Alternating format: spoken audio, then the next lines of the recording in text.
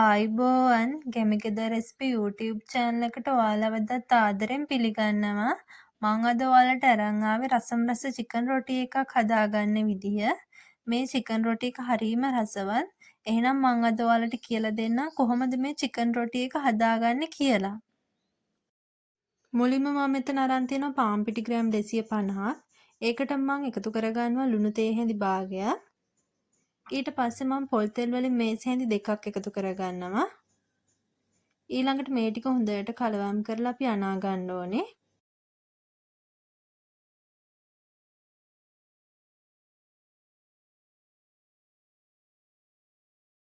මම මේ පිටි මිශ්‍රණය අනා ගන්න මද උණුසුම් වතුර වලින් මේ විදිහට වතුර ටික ටික එකතු කරලා හොඳට පිටි එක අනා ගන්න ඕනේ. නැවතත් මම මේ විදිහට වතුර එකතු කරලා හොඳට පිටි එක ගුලියක් ගන්නට අනා ගන්නවා. මම මේ පෙන්නන පදමට ඔයාලත් හොඳට පිටි එක අනා ගන්න.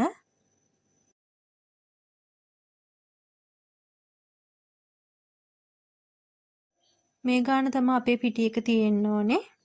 ඊට පස්සේ මම මේ පිටි ගුලිය බෝඩ් එකක් උඩට දාලා හොඳට පිටි එක අනා ගන්නවා.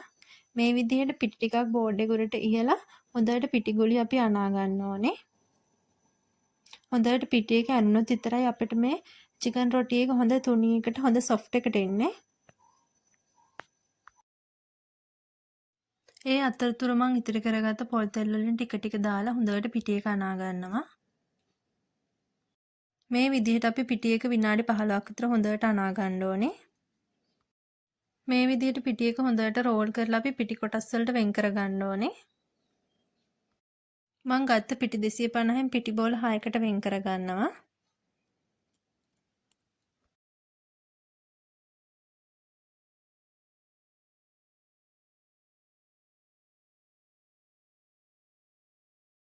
මම මේ වෙන් කරගත්ත පිටි කොටස් වලින් මේ විදිහට පුංචි පුංචි බෝල හදා ගන්නවා.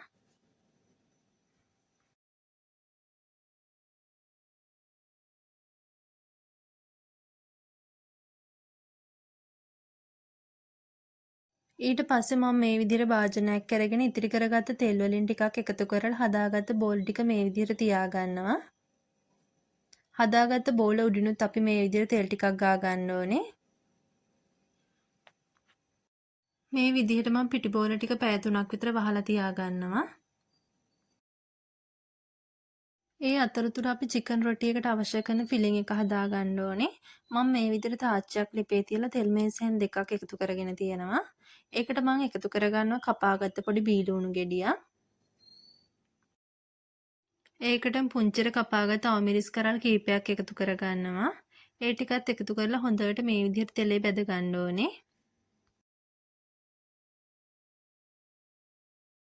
ඊට පස්සේ මම මේ විදිහට ගෙදර උයාගත්ත චිකන් වලින් කෑලි ටිකක් අරන් මේ විදිහට පුංචි කෑලි වලට කඩාගෙන එකතු කරගන්නවා. මේ චිකන් වල හොඳට මිරිස් 3-5 ඇන්න තියෙන නිසා අපේ චිකන් රොටි එක තවත් රසවත් වෙනවා. ඔයාලට කැමති විදිහට චිකන් එකතු කරගන්න පුළුවන්. ඊට පස්සේ මම මේ ටිකත් හොඳට බැද ගන්නවා.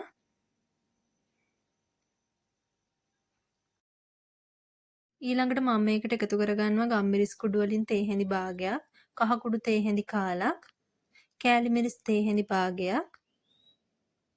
මේ ටිකත් එකතු කරලා මම හොඳට කලවම් කරගන්නවා.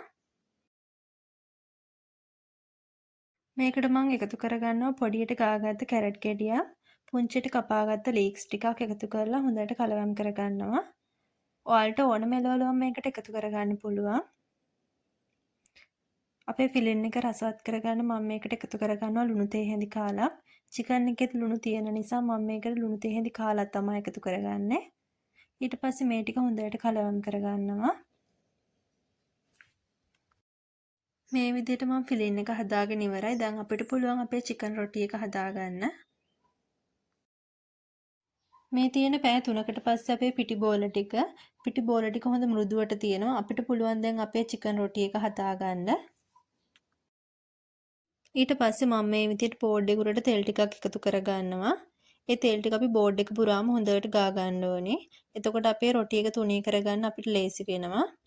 මේ විදිහට පිටි බෝලයක් අරගෙන අපි දැන් පිටි බෝලේ හොඳට තුනී කරගමු.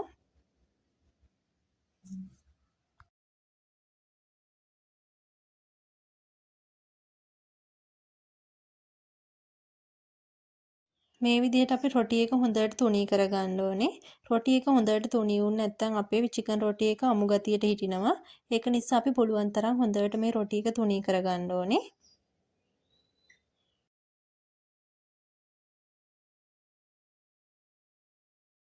ඊළඟට මම හදාගත්ත ෆිලිං එකෙන් මේ විදිහට රොටි එක මැද හරියෙන් මම මේ විදිහට තියා ගන්නවා ටිකක්.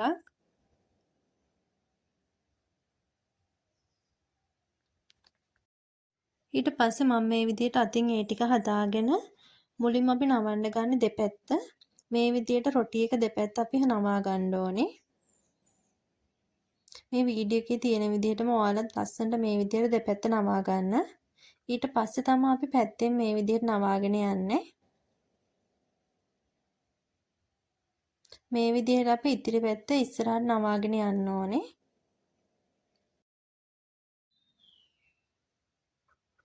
රොටි එක මේ විදිහට නමාන යද්දි හදිසියෙවත් රොටි එක ඉරුණයි කියලා කිසිම ප්‍රශ්නයක් වෙන්නේ නැහැ. ඉස්සරහට අපි නවාගෙන යද්දි ඒ ටික වැහෙනවා. ඒක නිසා අපිට ලස්සන රොටි එක පුච්ච ගන්න පුළුවන්. මේ විදිහට අතින් හද අපි ලස්සනට රොටි එක හදා ගන්න ඕනි හැඩේ. මේ තියෙන අපි හදාගත්ත රොටි එක ඒ විදිහට මම තව රොටි එකක් ඔයාලට හදන විදිය පෙන්නන්නම්.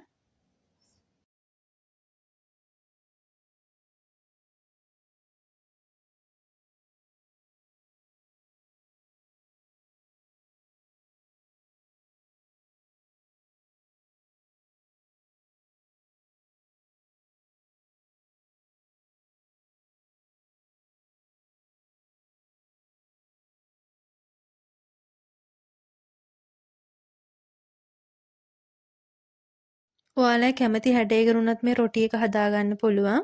මේ විදිහට මුලින්ම දෙපැත්ත නවා ගන්න ඕනේ. දෙපැත්ත නවා ගත්තට පස්සේ පැත්තේ තියෙන එක ඉස්සරහට නමාගෙන එන්න ඕනේ.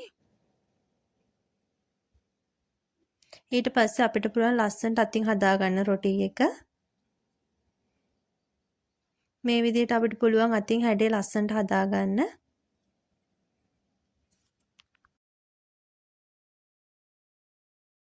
මේ තියෙන මං හදාගත්ත චිකන් රොටි ටික.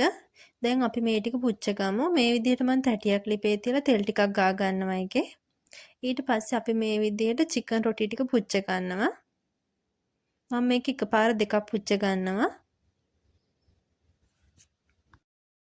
මේ විදිහට චිකන් රොටි ටික දෙපැත්ත හරව පුච්ච ගන්න ඕන ලස්සනට. රොටි එකේ උඩයි යටයි පුච්ච ගත්තට පස්සේ අපි රොටි එක මේ විදිහට පැත්තත් පුච්ච ගන්න ඕනේ. ගින්දර සාමාන්‍ය මට්ටමේ තියාගෙන තමයි අපි රොටි එක පුච්ච ගන්නෙ. මේ විදිහටම ඔයාලා රොටි එකේ පුංචි කොටු දෙකත් පුච්ච ගන්න. මේ තියෙන මං හදාගත්ත රසම රස චිකන් රොටි ටික. ඉතින් ඔයාලටත් පුළුවන් ගෙදරදීම සෞඛ්‍ය ආරක්ෂිතව මේ විදිහට රසට චිකන් රොටි ටිකක් හදලා රස බලන්න. රස බලලා අපිට කමෙන්ට් එකකුත් දාගෙන යන්න අමතක කරන්න එපා.